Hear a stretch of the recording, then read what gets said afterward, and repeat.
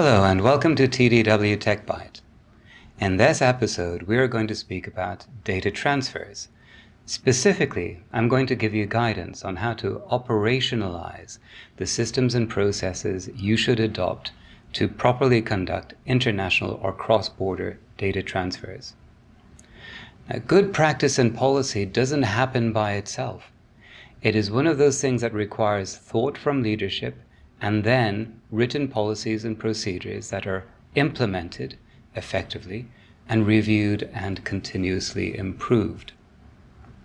As you approach the development of these policies, here are some of the considerations you need to keep in mind in respect of international personal data transfers from Hong Kong. Firstly, you should be mindful of the data minimization principle. In other words, you should look at the personal data you are considering to transfer and make sure that it is the least amount of personal data necessary in order to efficiently produce the processing that you need to occur with the recipient of that personal data in the third country. You should also think about the type of personal data that you are transferring. What I mean by that is particularly around the issue of sensitivity. Certain kinds of personal data are more sensitive than other kinds of personal data. The higher the level of sensitivity, the more care and concern you will need to show in respect of elements of the data transfer involved, specifically around data security. You should also think about the amount of personal data that you are transferring and the number of countries or number of places that you are transferring the personal data to. This is, volume is a different issue to data sensitivity. It's more the fact that if issues go wrong, the number of people who may be affected and the number of places that are involved will necessarily be increased and may make issues more complex. And finally, you should also take into account and consider the kind of loss, damage, inconvenience that might arise to data subjects and also to data users in circumstances where a security incident might arise. Those considerations can really be fleshed out and thought through systematically and methodically if you use a tool called a transfer impact assessment. This is a set of questions and queries that a business can work through in order to assess the relevance, importance, and approach to take to a data transfer, with the protection of the data in question as being core to the focus of the analysis.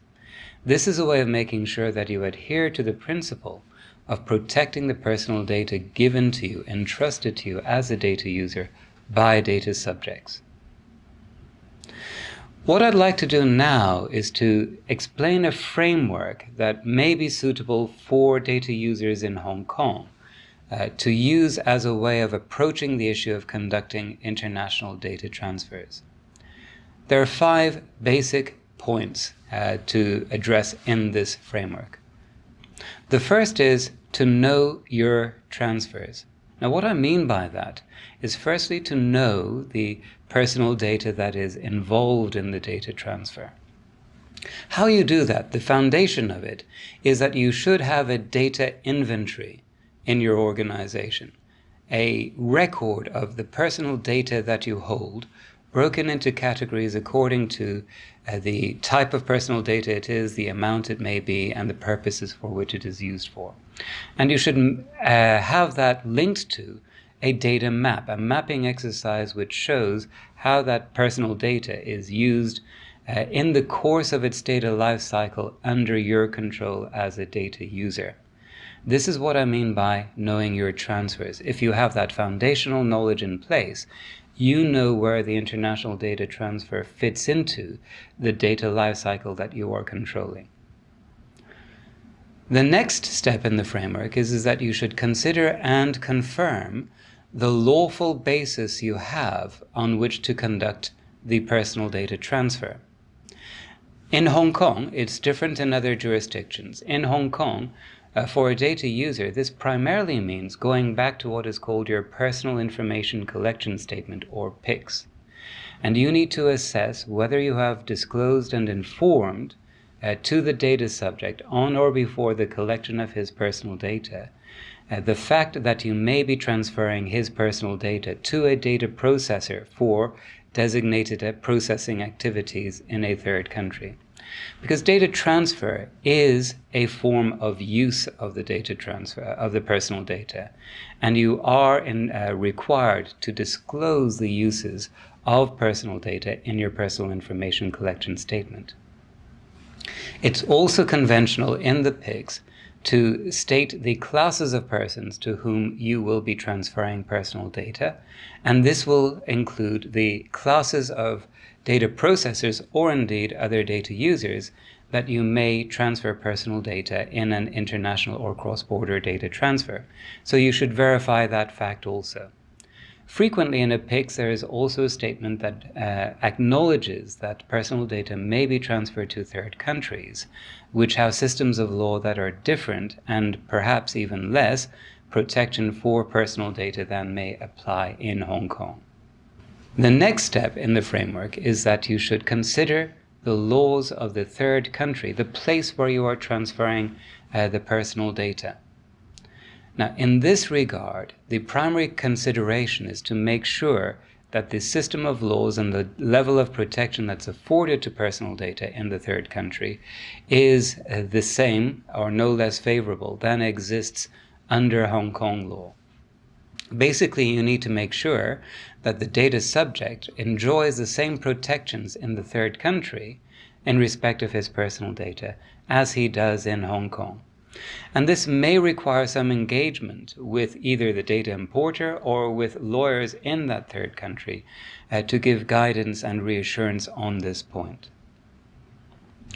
The fourth element is that you need to look at the measures you need to put in place to ensure at an operational and practical level that protection of the data, personal data in the third country is in place. And this broadly breaks down into three different sets of measures. The first being technological measures. This could be things like encryption and other technology tools to ensure that data is protected or even anonymized and is therefore not subject to unauthorized access or use to an unreasonable level in a third country. You'd look at contractual measures. These are data processing addendums or schedules in contracts that specifically deal with the protection of the personal data of data subjects that you are transferring. And it would also be organizational measures, which might be policies around reviews, audits, inspections, certifications, and so forth. The final element of the framework is that there should be a policy of review, something where you review based on the information you are getting back through the course of the data transfer to make sure that the mechanisms you have in place are adequate and sufficient, and also that you have mechanisms in place to ensure that to the extent that personal data is no longer needed for processing activities in that third country, that the personal data is either returned or destroyed to the extent permitted. That framework and those considerations can feed into a process and policy that can be implemented in your organization that gives you a way to operationalize the systems you will need to conduct international and cross-border data transfers in a compliant way if you are a data user in Hong Kong.